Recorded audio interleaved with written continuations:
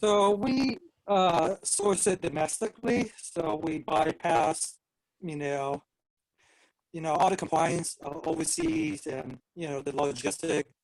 It's just too cumbersome, and there's Right. too much liability. So we buy it. Let's say, for example, you're in, you know, um, a reseller, right, or wholesaler, right? So I'll Mm-hmm. be reaching out to a wholesaler. It could be a name brand or not a name brand, right? I'll be like, hey, Mm-hmm. Thomas, I'm calling from this company. We're a $50 million company or whatever, and then we'll run a report and we identify that product if it's profitable, right? Can we make Right. money? Uh, can that be like 10 or 20%?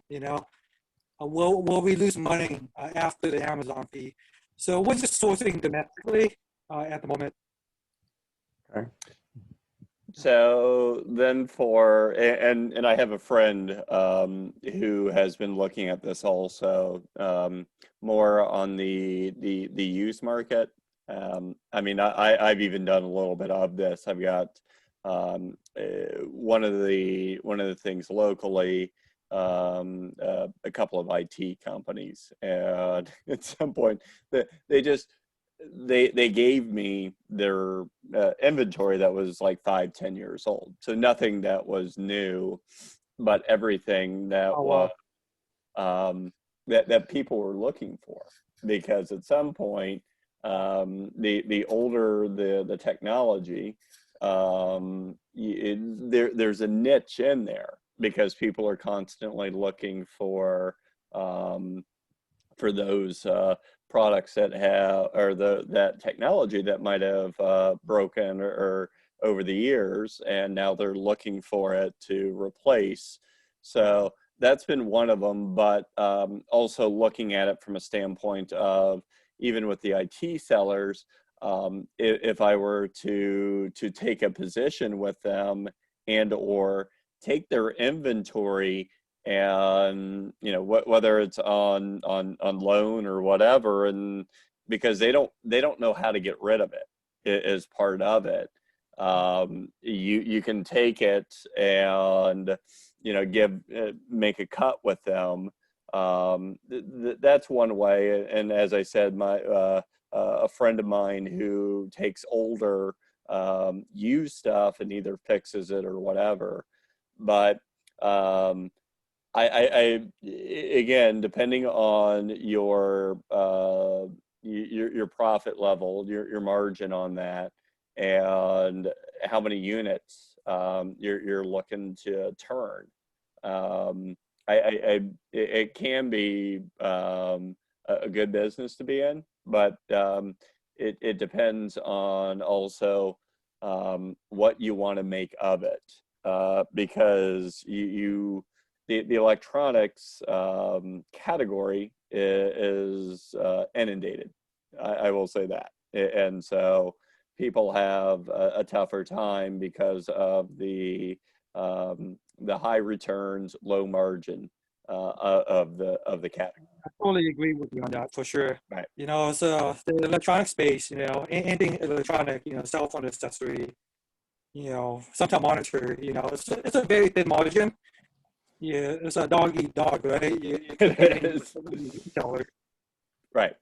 And so, well, and as I said, great if you can kind of figure out, the ups and downs of that. The other side of it, and Andrew could probably talk a little bit to this, which is looking at it from building out a Shopify store or the like, is the fact that what you're doing with that is you are creating your niche audience, and because now they're coming to you to buy their items. That's a great position to be in, but you have to make sure that you can find that niche audience who would like to buy from you, and go through your store.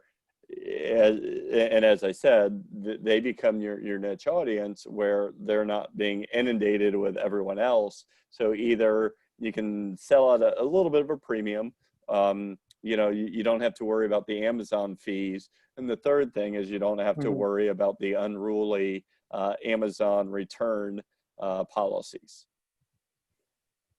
Yeah, yeah, I totally agree. So what I'm trying to do is to do a white label on this, products that I want to onboard and try to get a exclusivity.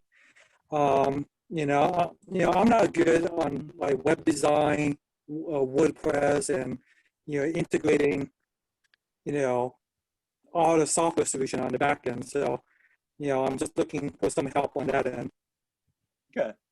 Andrew, you got any Yeah. thoughts on that one? Or Yeah, I mean, I think that there's, obviously there's a Shopify. I mean, how many products SKUs do you have currently? Currently only 20 SKU. Okay, 20 SKUs. Okay. So, I mean, you could, Yeah, so not too much. right. So, I mean, there are a lot of Shopify themes that are sort of pre-built for guys like you. There's guys on Fiverr and Upwork that can take a basic theme and put a graphic on there. I mean, you could do it yourself or find a graphic designer to change around an image of what you want, and then you can kind of upload it yourself. I mean, it's pretty much point and click. The basic templates they give you work pretty well for what you're looking to do. There are email pop-up tools like Privy and things like that that are free to capture emails. And you give away a discount, right? But it's all tied into Shopify. So it makes it pretty seamless to get an email, to give them a coupon code, and then you start to build your email list off of that. And then from there, you start to send out weekly Drip sort campaign. of news articles or things to do, or yeah, I mean, you don't have to do promotions every single time. Typically you'll do on emails maybe one promotion a month, and the rest are sort of simple content. Like maybe you found an article somewhere that people might be interested in. You write a little quick blurb like, hey, I found this amazing resource, might want to check it out here, right? So you're giving content that people want to kind of listen to or hear or read or open to do that. And you can use tools like SendFox and things like that to create your emails.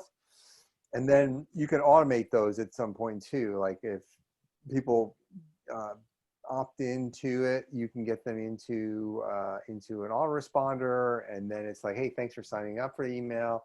By the way, here's a discount, or here is our particular quick survey, and ask you 5 questions about what we can help you with, right? So you start to build up data on that, and so you can kind of get some data points from customers, and then that can kind of help drive new products, new ideas, new things that you can add to your store. Checkout's pretty seamless with Shopify, and you'll get the orders, and then you can kind of send those orders to your drop ship. I don't know if you're drop shipping or if you're selling them out of your house or a garage or wherever. But you can then take those orders and either forward them to the warehouses, and the ship pack fulfillers, and then you can kind of go from there. But it's fairly easy to get up and running with Shopify. I mean, the whole thing is the site. You don't have to have like this killer site or doing it. It's just getting people in with good product images and a little bit about you, and they just trust it. And then like I said, an email to capture information so that you can market to them. Awesome. Hey, Andrew, thank you for the tip and tricks. I was just curious on Shopify. Um, I know it's a back-end type of integration. You are setting up your store, just plug and play, right? With all your inventory. Can you do SEO on the back end? Yeah, you can. So with each landing page within Shopify, they do have a basic title and meta tag thing that you can fill in, right? So it gives you that for your page. And then it's really just up to you creating a blog. I believe Shopify has one built in, but you can use like a WordPress or anything like that. Just create another channel and then use SEO Toast is one, some other things, and just really start to find the keywords that kind of, go for that kind of stuff. I mean, content, it's all about creating that content. So that takes a bunch of time to kind of get that going. But there are PBNs, public blog networks that you can kind of get in, and some of these people will write articles and do things for you on that. Like Niche Pursuits has one. They're pretty good with their PBN, and you can kind of use their things of building traffic sources to it. That's one way to kind of go about that. Another way to go about that is you can buy existing domains with that are shops, and you can sort of turn those into affiliate or into into marketplace things that can point to your thing, and then also have the traffic on there where they can have a buy button. And I think with Shopify, you're allowed to have a buy button on products, so you can do things like that. So you can put those on existing web domains that you can kind of buy, and then some of them have juice, so you can then sort of help start to rank those. Got it. Awesome. Appreciate that. Sure. So, hey, F. Thomas, how are you? You can unmute yourself, I think. We're just having sort of open free for fall. So if you want to join, I can unmute you. Unmuted. There you go. Hello. Hey, how Hi. are you? Good. How are you? Good. What's your first name? Flanzy. Flanzy. Nice to meet. Nice to meet you. You too. So where are you from, and are you a current seller, wannabe seller? Wannabe. Wannabe. Okay, that's good. Are you in the Bay Area or in LA, or where are you at? LA. Okay, great. Dealing with the small, you near Pasadena or out downtown, or what part of LA? Near USC. Okay. Are, So you don't- Andrew, are you guys getting all the smoke and Oh yeah, everything? today Okay. is like haze day. Okay. So it's kind of eerie, but yeah, we're getting that stuff here. In Okay. Pasadena, we got all the smoke. So, so tell us a little bit about your journey, if you want to share, and we're just kind of having open things, and tell us a little bit, and then we can kind of maybe help you and stuff on things. I'm trying to figure out whether it's a good idea to pursue an online store, period. I'm just in the valley of decision. Okay. Currently, I work for the city of LA. Okay. And want to get something started, preferably an online Sure. thing. And I'm wondering, I tend to listen to a lot of YouTubers, and they're saying they're making all this money. Mm. Well, You gotta read they've got through all, yeah, they got all the Lamborghinis. So I mean, Yeah. they're making all the money. Yeah, they rent all those things, take pictures. And you're like, wow, this is awesome. I got to be like these guys. Yeah, they sell their courses. They do the things. Yeah, So I'm wondering if that's realistic, or I don't know. well, look, the real ones that make a lot of money don't do like that. They're pretty quiet in what they do. They're not flashy. It's the ones that are cashing in on their sort of fame and selling courses because they're kind of done with certain things, tend to be that. But the ones who are kind of quiet and behind the scenes, you think about that, if you're in an inner circle with some really good people, you'll know. But if you don't know, the flashy ones tend to be, I think, a lot of hype, and I wouldn't trust them. So, Flanzy, are you looking at this as being a side gig for you, as something that would you be able to build over time along with Yes. your existing job? Yes. And then have you, I know that you're trying to decide if you even want to do it, but have you thought of the type of products, how I'm you would looking at t-shirts. t-shirts. Okay, awesome, awesome.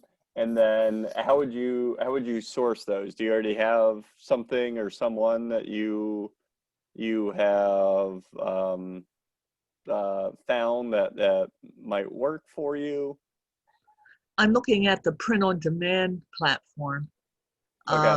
Supposedly there's this one that I was kind of looking at.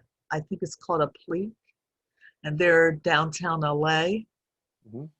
and they claim to have, you can go to them with a design, and you no longer have to store your inventory in garage, and Right. So they're doing the drop shipping for you. they're doing the drop shipping. Right. Yeah. I just don't know how um, the startup financially that is, Do they, well, do they charge you a fee? Not knowing anything about them, do they charge you a fee, a monthly fee, a startup fee to get started with them, or are they, just an open platform, and um, as you make orders, you pay for supposedly as you make orders, you pay for them. them? Okay. But I suspect there's probably some sort of hidden fees. No, there really is. I mean, I know this field pretty well. I did a whole course with a guy who was $1 million Wait, you, seller. you you did a course? Do Yeah, you have a Lambo also? And I didn't get one. I actually interviewed. We did a 6-week course on it that we did for Jumper. Okay. I had this Oh, that's right. guy, Marcus Evers, really good guy. He's in the Netherlands, and smart kid, probably, I don't know, 20, 21, and he's run t-shirts, basically drop ship on demand, Printful he uses to do print on demand type stuff. The business is really simple to get into. You basically, the whole idea with this is really, it's a crowded market, right? But you can do a lot of things by doing searches, right? So a lot of the stuff is you're trying to find hot selling kinds of t-shirts, sayings, things like that, single color. I mean, it's super easy to build, right? Use Canva. You can put single letters on a background, something like, moms love mom, Chihuahua moms, or whatever that might be, right? No graphics, none of that kind of stuff. And you can open up, you can list your products on Etsy. Etsy is tied in with Printful and a couple of these other guys. So look for the bigger print on demand guys rather than smaller ones, because they have more interconnections with, say, Shopify and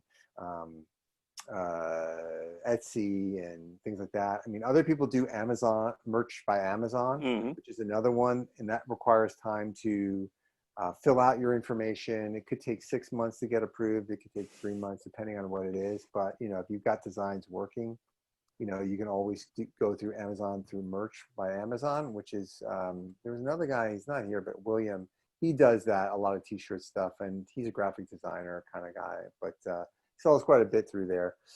So, Etsy is a great marketplace. It's free to use, and you only pay when you sell. I believe they charge you maybe 20 cents per listing or something like that. So that's one way to do it. You build your shop on there, you sell through there. You run your Facebook ads to this particular demographic, and the margin on those things, people do buy t-shirts. The great things about that, you can make $3 to $4 a t-shirt, something like that, roughly, after all costs type of thing. And then you got to back that out against your ad spend. And so you'll end up with this, what's called ROAS, which is return on ad spend. So if you spend 100 and make 200, you're awesome, right? But if you spend $100 in ads and make only 50, you better think of the category or change things around and things like that. But a lot of people run Facebook ads to shirts in particular niches. So if you're going to do t-shirts and mugs and hats and all those other kinds of things, definitely have a niche and do some research on that. And you can use Facebook to do that and things like that. You can go in there and set up like your an ad account. So if you sign up and do Ads Manager and you start typing in like Chihuahua owners or Chihuahua dogs, you can see there's like 7 million searches, 18, and there's a portion there that you could, you're not going to get all of those people, but you could get a tiny portion of that and have an ad that shows up for that kind of stuff. Those are cool things to do with that. You can do video ads with Facebook. We're fairly easy to do. They have a pretty good video ads editor on there as well. So, that's why I think you could probably get away with ad costs of something maybe without outlaying for any t-shirts, $500 to $1,000 to test your idea. With that, if you have a bunch of shirts and you try it and you swap out ads and you do that kind of stuff, that's what we talked about, is like $500 or $1,000 is a pretty good starting point. I mean, you could do less, but you're not going to have much money to test on. So if you can, do your $1,000 and things like that, and budget for that, and you can make $1,000 back, then you're at a zero cost, so you can keep going, and then you keep going to try and keep doing that stuff. So it's a little bit of a learning curve because you got to learn Facebook ads. You can always hire somebody to do that, but also you have to have winning design. So it's you test fast and fail fast is basically it. Oh, okay. There is work. Right. There's not like there's no magic buttons. Let's put it that way. I mean, everybody wants to be, but don't believe those gurus, because there is work involved. Yeah. There's Do all that. you think, even though there's work involved, is it something that's potentially profitable? Well, here's the thing. Do you have a love for this or not?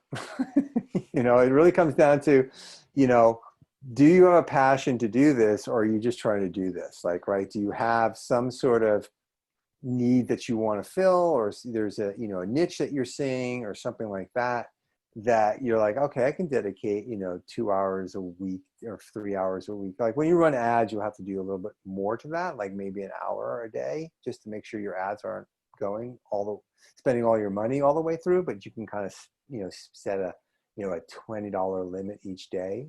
So you can do something like that in verticals. And so if you did $20 a day, 7 days a week, you times that out, that would be your ad cost.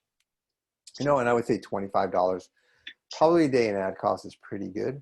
And you could run that out. So like the numbers on that, I think is like $600 or something like that.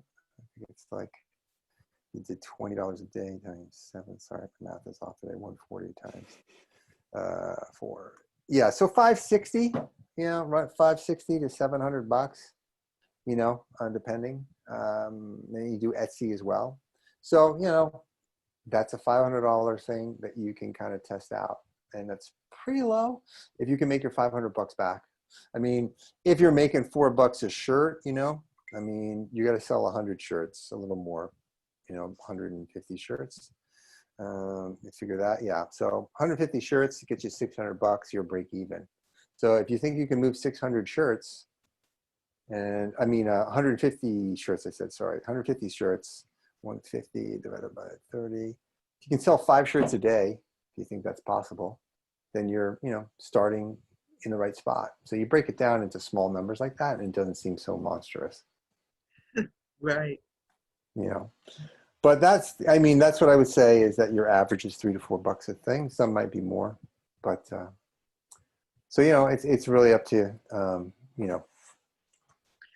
Well, I have an entrepreneurial spirit as opposed to continuing to work for the government. Right. Yeah. Well, the government is security, but you also have lots of extra hours. So it's a pretty much. I don't know. We're going on furlough starting October. Oh, you are? Yeah. Mm. Oh, okay. Okay. So yeah, I know the tax dollars.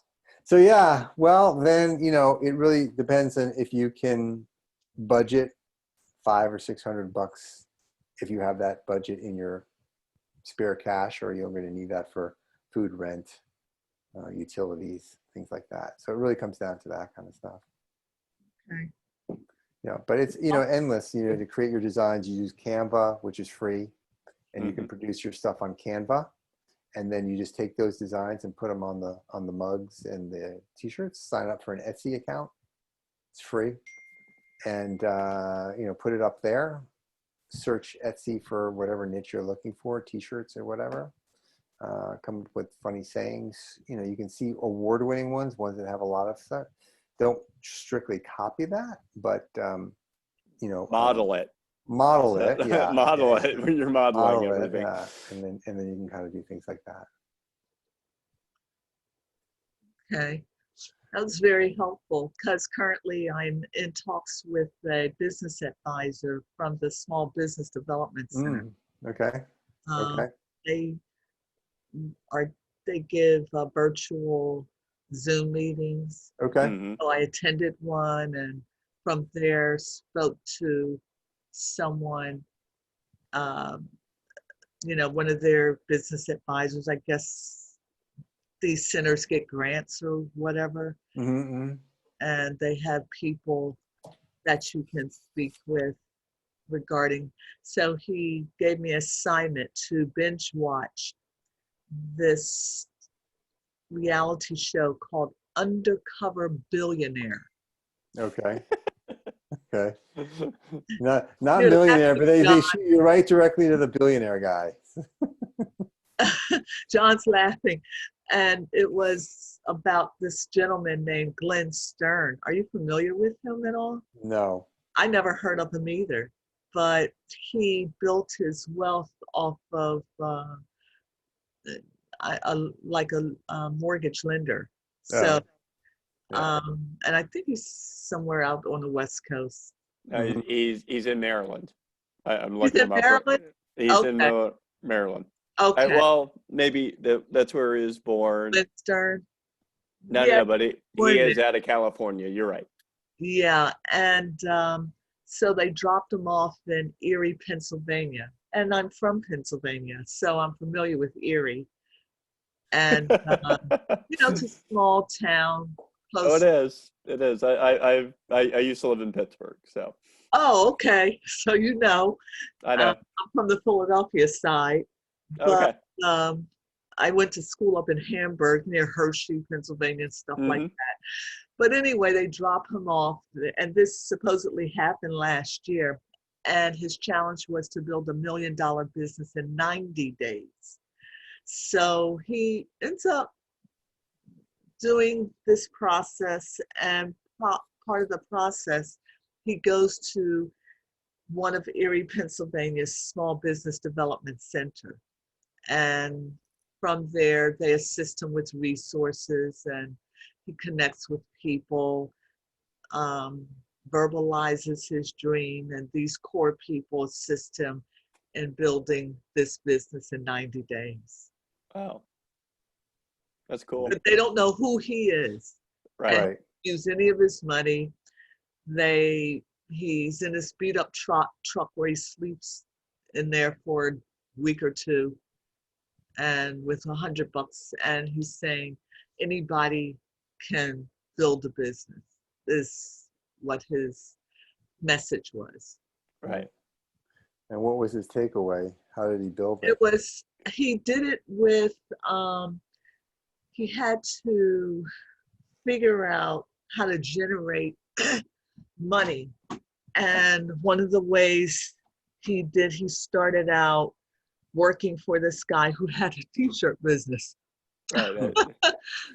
And apparently when he went to the city, it was close to St. Patrick's Day. So in 2019, I guess he was there maybe the end of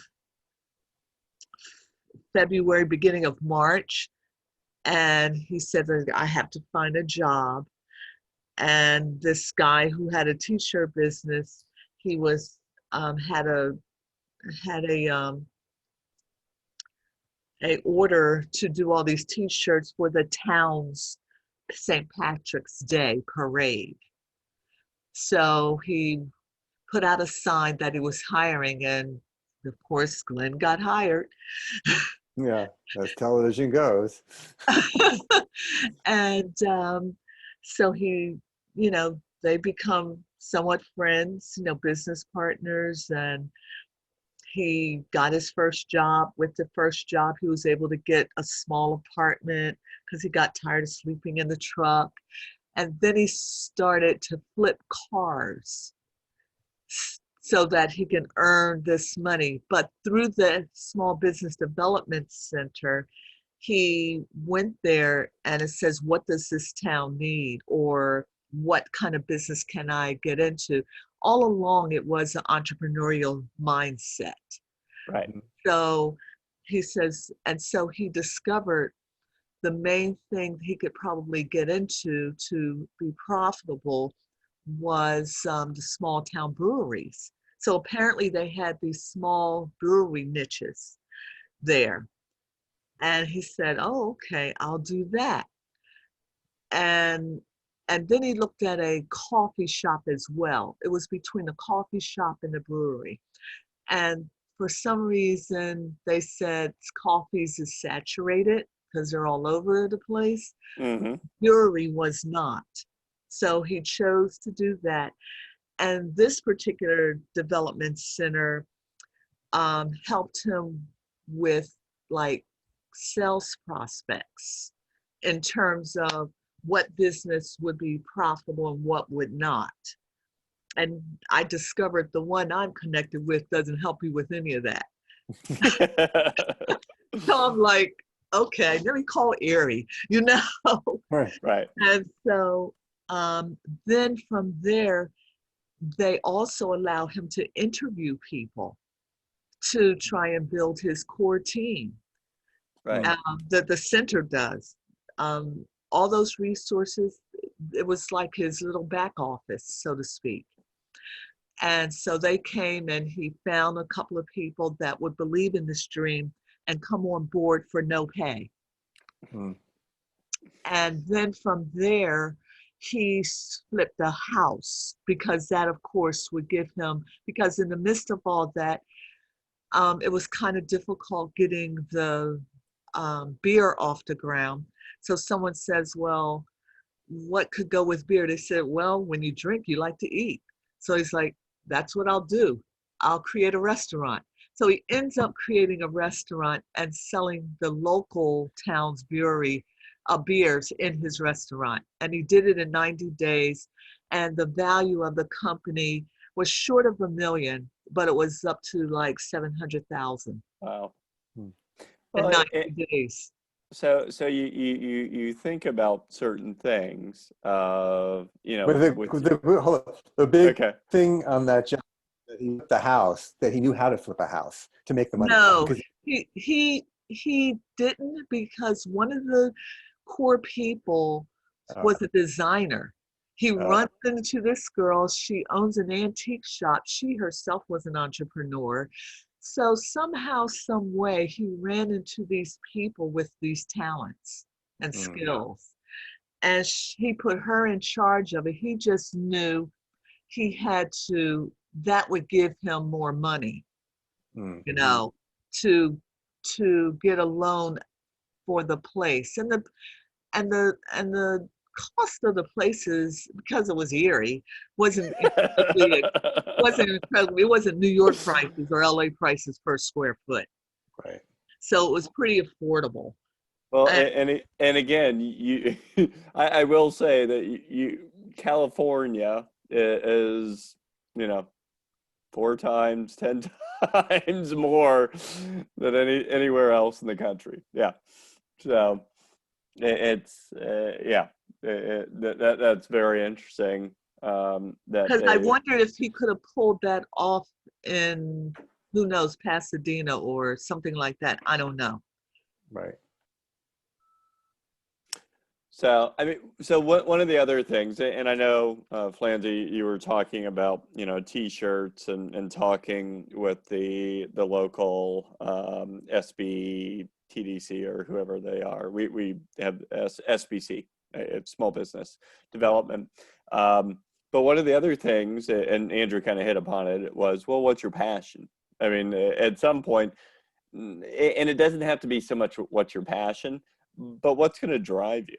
And, T-shirts are nice, but, with T-shirts, are you creative? Because I personally actually own an apparel company that does T-shirts and all sorts of apparel. And we have designers who design stuff for people who come in and they design it. But what you're talking about is, unless you get into having a core group of customers or having even whatever they're called, that you're designing blindly and then putting it out, seeing if people want it, and then if they want it, great, you kind of keep going down that path. If they don't, you quickly have to turn and design more. And so for me, I am not design oriented, and would find that tough to try to do. And with all of the business ideas that have come around, that's one that, although, as I said, I own a T-shirt company, it's not a passion of mine to be creative and try to get in front. But at the same time, what will drive you? Not so much what's your passion, because sometimes your passion might just be a hobby, but what drives you, and what, even makes your mind go. What really does that for you, and then being able to put something in place that would do it for you. And so then the other side of that is, at some point, is it a side gig? How much do you need to make in this? And eventually, how much will it become something full-time for you? I was actually at a conference 4 weeks ago, and one of the great stories that someone told, the speaker, he's like, I don't drink. For whatever reason, I think he said he was a bouncer at a bar, and by 1 or 2 a.m., obviously letting out the bar, he became friends, or started talking to the guy that sold hot dogs at 2 a.m. And the guy kind of started talking about a story where he had his daughter at home, he was a single dad, and he wanted to be around his daughter as much as possible during the day. So that's why he was doing this at night. And he's like, well, that's great, but you're selling hot dogs. And he's like, well, think about it. For me, I'm selling to, basically a drunk group, wherever they were at, for $5. And it takes me $1 to sell, or to basically make the hot dog platter, and eventually I will sell 500 of these a night, and he does it 3 nights a week. So they kind of figured out that he was probably making between $150,000 and $180,000 a year by selling hot dogs to drunk people 3 nights a week. And so part of the story is, sometimes it doesn't have to be your passion. Sometimes it's, what you want to do with your life, that you then fit what you are going to do. And then sometimes it's just, what will drive you. And so I don't think that answers the question eventually on, should I start a T-shirt business or not? But I think that, even for you talking about the billionaire story, I think that there's a passion in you to do something though, and to connect with people, and so yeah, hopefully this was helpful. You're right, John. I do have aged parents. I'm literally in Philadelphia right now. Okay. And because I look at COVID as a blessing for me, because even though I'm working from home, I can go visit my father who's here, who is 96 years of age. And so he and my mom lives in Atlanta, and I saw her last week. She's Excellent. 91. But when I went to visit her, she actually fell down a flight of steps. And we had to end up, calling the ambulance. And I feel a strong need to get back to the West Coast to be closer to them. East Coast, because There that's you who they are. go. And I thought you were going to throw some, Philly somehow moved to the West Coast, but keep going. and so I wanted to also figure out a way to, from a biblical perspective, put out positive messages. And so my interest is putting out positive messages via a t-shirt. Right. I think that's a great idea. Now you start From a to faith-based perspective. right. And that's strong. I just to give you a little bit of history, we homeschool our kids, and definitely from a biblical basis is why we do it. And so it's something that people are passionate about, and from a faith-based, it is, if you can hit the right chord, there's definitely a business in that. Yeah, so that's what I feel very strongly about. And at this moment, the government isn't doing it for me. Right. Sure, sure. Christy, we see that you joined late. Can you maybe unmute yourself? Tell us a little bit about you, kind of what you're doing, kind of just going through things, chatting. Hello, can you guys hear me okay? I can. Okay, well, yeah, I am an Amazon seller right now. I've probably Awesome. had I've, I've had my product on Amazon for maybe about 10 months. And my listing, I'm really proud of my listing. It's not doing as well as I would hope it would do, but I think it's because when I sourced the product that I wanted to do, when I finally decided on a product, the time it took from me doing the product research and to actually getting it, on Amazon to market was a few months.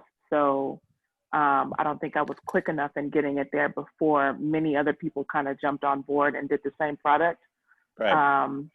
And so, and I learned that I didn't know as much about Amazon as I originally thought I did, but I'm proud of what I've done with the knowledge that I did have. So I think I just need to figure out the Amazon Seller Central #1. I'm sometimes confused by how to utilize it. How to read the charts and how to just use it to my advantage. Also the PPC, I've run some ads on there, and when I do run the ads, it does really well. I get a few sales like per week, which is good, but the cost it's expensive, so it still doesn't really equate to profit. Can I ask you a few questions, Andrew, first? Sure. So, how many products do you have? I just have one. This is my first One product. Are you planning on expanding out into more? Yes. Okay. So, and will all of those relate to each other? I wanted to. I think one thing that I did really well was the branding. Like the packaging looks really good. The name of it looks really good. And it makes sense to me to kind of just build that brand. Right. It's an eco-friendly product. I have no issue sharing what kind of product it is. It's an eco-friendly product. Oh, awesome. Okay. And then is this a side gig for you? Is this a, testing the water, because you like to do things like this to kind of try different business ideas? Mm-hmm. This is definitely a side gig. Before I actually decided on selling on Amazon, I did, I saw a lot of videos on YouTube about it, and it was one of the side gigs that kind of clicked. I'm like, oh yes, I want to do that. And I think it has the potential to possibly take over my 9-to-5, which I do have. Okay. Mm-hmm. So, what else? So when you did your research, the originally versus now, what's been the delta? What's changed? Is there more competition? Is there, basically more products either similar or the exact same there? Yeah, more competition for sure. I use Jungle Scout to do my product research, and I have the Chrome extension. And I think when I first was doing the product research, it was an 7 or 8 out of 10, which was really good. Now it's like a 3 out of 10. Right. And so it's a lot of competition, and also Amazon was changing in regards to the marketing. I think advertising. I think when I was doing my research, giveaways was huge. So just give your product away at a large percentage, and then then people would leave reviews and all this stuff, which I did. But Amazon was changing, I guess, its algorithm, and they were catching a lot of people. I didn't necessarily get caught, but it just didn't work. But it's the fact that you're most likely between your sales velocity and your reviews went down, and and so those are tough if you're not giving those away. The other part of this, which at some point Andrew and I have talked about bringing on someone to talk about bundles. One of the things, the hidden gems for Amazon sellers is that once you kind of set up your product, you really start to accelerate your account with starting to bundle your items. And that, to me, that was part of my question was, do you have more? You could even go out and bundle with other products that aren't yours, or if you looked at your listing, is there a section on there that says, what do people buy with this product? Or even your competitors. Look at your competitors and see what products people buy with their products, and so then you start looking at bundles. That's one good area to do. Hold on, I think I unplugged myself. No worries. Nope. And you said that I can bundle with other people's products? You can. I mean, so there's there is different ways to do that.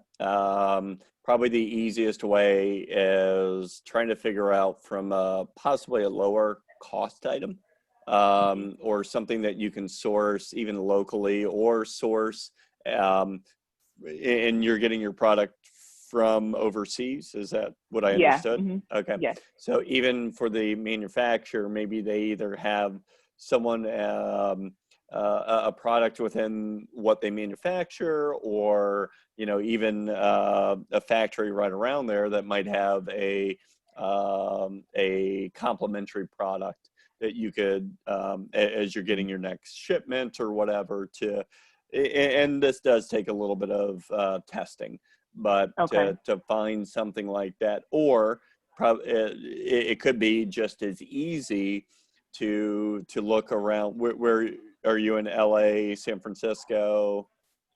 I'm in LA. in LA.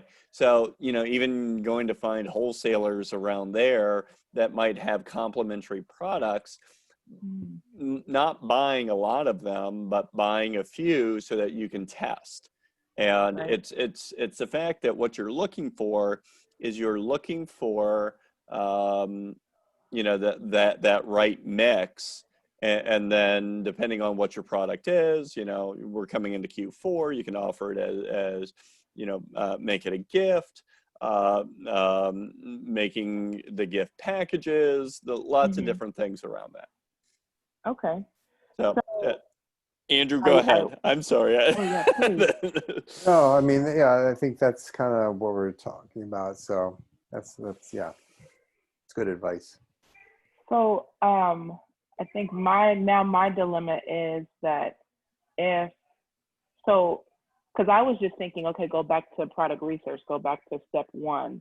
But what you're saying is what I could do is see what other products complement this one to go in the portfolio.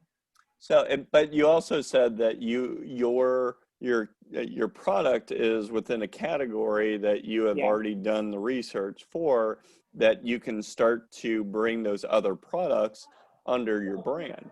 I mean, at some point, why reinvent? Why? I mean, you what you should be looking at, honestly, is okay, not copying, modeling your competitors. What else are they offering? Because it short circuits you having to go back to the beginning. Why not go see what products they're already doing? And so that way you can see if there's anything that makes sense for your product line, and have it fall underneath your brand. And but as I said, the other piece of that is, you can bring in other products, but the other part of this is that you should also look at the bundling aspect, and being able to, is your product, how often would you buy your product? That's a good question. You would probably buy it maybe once every six months or so. Yeah. So, I mean, the other part of this is, depending on if you feel pretty strongly about your brand, that you would even, and if you can find other products, that this might be, a subscription model type thing, where if you have people that would like this product every 6 months, every 3 months, that you could offer a subscription model. That would mean getting off Amazon and using your brand as kind of the way to go with it. But first thing is, I would go look at your competitors, look at complementary products, and then kind of throw all that together and say, even with the other products, where they fall within, your sales rank, their sales velocity, and then the competitive side, going back to Jungle Scout and seeing within those product listings, if there's something that would be lower competition, higher sales, and but then at the same time, is anyone else doing bundles? And are they doing their bundling? And again, you don't need to recreate the wheel. Model, don't copy, model. Yeah. So, but yeah, those would be the things that I would start with. And obviously, it sounds like you're pretty happy with the branding, but you just need to get more product within your brand. Okay. And I think what keeps me kind of frozen and figuring out what to do is the competition aspect, because I know what products that would be, in my opinion, like I would want to do, but getting it, how much competition is there right now? How much competition is there going to be once I actually get it on Amazon is what scares me. I mean, well, and that's where um, first thing is what I would do is probably first two things. One, I would figure out if there's complementary products right now to what you're doing. Two is I'd look at your competitors and Okay. see what their product array is and see what you like. Then after that, anything that you come up with, I wouldn't do the 3 to 6 month time frame. I would see Mhm. if I could find it locally Okay. and start to sell it, because at some point anything you sell from a wholesaler, I mean, this is the dirty little secret of private label, is the fact that at some time, at some point, someone is selling you a product for you, Mhm. and there might be some governing to this. You can take off their label, put your label on there, and it's yours, right? Yeah. Yeah. And so that's private label, and Right. that's private label the easy way. I learned that from someone that is a mentor of mine. But that's as easy as it gets, and that's what Yeah. you need to do. Okay. I one of my businesses, I do.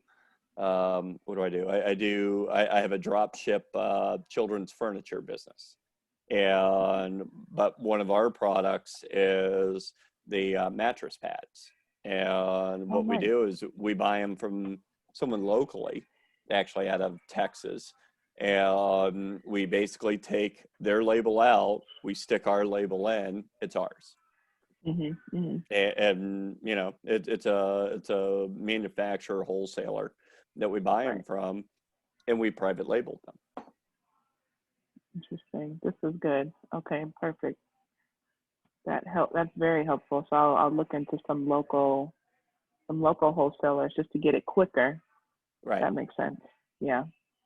I mean, at some point, and again, um, that's I'm back east. I'm in Michigan, but I would suspect out in California that kind of with what's going on, you have people, wholesalers, other companies that are looking to move some product Mhm. more than ever. So, you can go in there and with a little bit of research, make yourself a deal, and it might be as cheap or almost as cheap as trying to ship it from China. China. Yeah. And Awesome. again, you're doing it short term because what you're looking at is, does this work or not for me? Mhm. Cool. Yeah. So not buying so much product. Yeah, exactly. Cool. Awesome. Well, I hope it was helpful, guys. I know John and I, John's got Kyer engagements. I got some engagements. We've been on for about an hour. I have some other, I'm going to stop the recording here.